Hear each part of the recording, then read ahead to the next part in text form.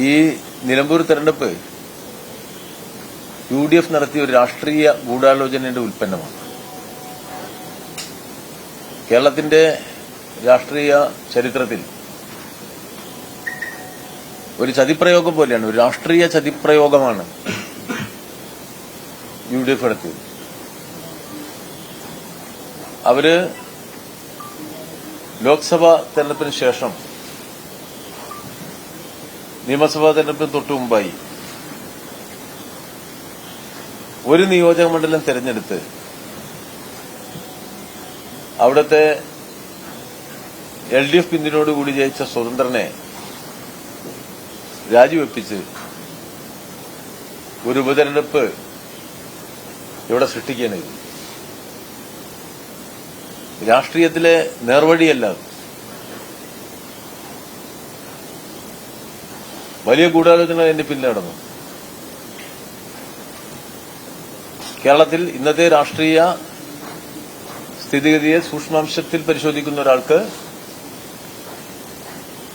സഖാവ് പിണറായി വിജയന്റെ നേതൃത്വത്തിലുള്ള LDF ഗവൺമെന്റിനെ സംബന്ധിച്ച്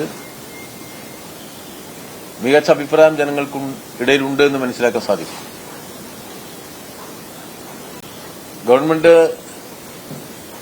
കഴിഞ്ഞ 9 വർഷക്കാലമായി നടപ്പിലാക്കുന്ന ജനക്ഷേമകരമായ പ്രവർത്തനങ്ങളുടെ സബലീകരണമാണ് ഈ വർഷത്തിൽ നടക്കാൻ പോകുന്നത്. പല പദ്ധതികളുടെയും പൂർത്തീകരണമാണ് നടക്കുക. ഭാവി കേരളത്തെ സംബന്ധിച്ചുള്ള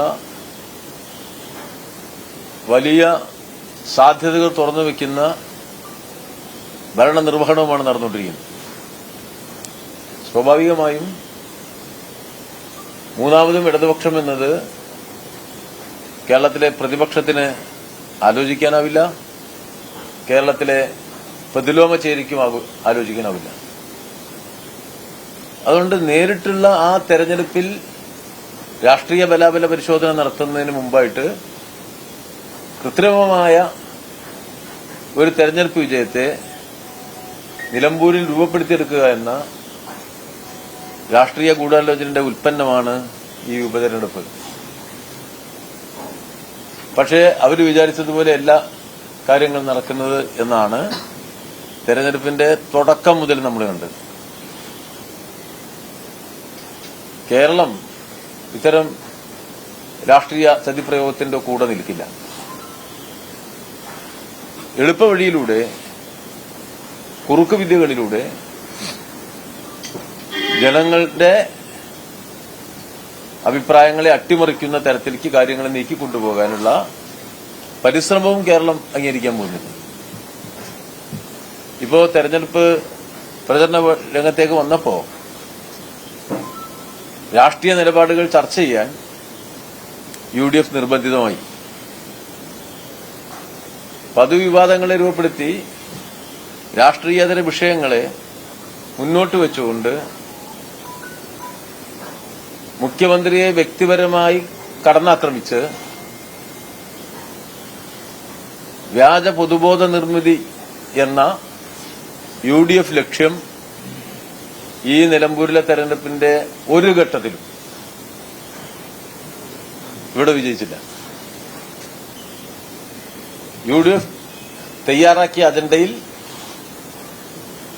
തെരഞ്ഞെടുപ്പ് ചർച്ചകൾ വേണം, അഭിപ്രായ രൂപീകരണം നടത്താൻ ജനങ്ങളെ നിർബന്ധിതമാക്കണം. ആ ഭാഗം തട്ടിപ്പോയി. രാഷ്ട്രീയ കാര്യങ്ങൾ ചർച്ച ചെയ്താൽ, വികസന കാര്യങ്ങൾ ചർച്ച ചെയ്താൽ LDF തന്നെയാണ്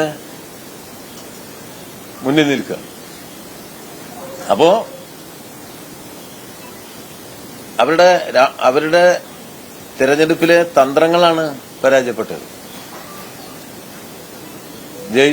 അവർക്ക് വേണ്ടി രാജിവെച്ച സ്വതന്ത്ര സ്ഥാനാർത്ഥിയെ പോലും ഒപ്പം നിർത്താൻ അവർക്ക് കഴിഞ്ഞില്ല.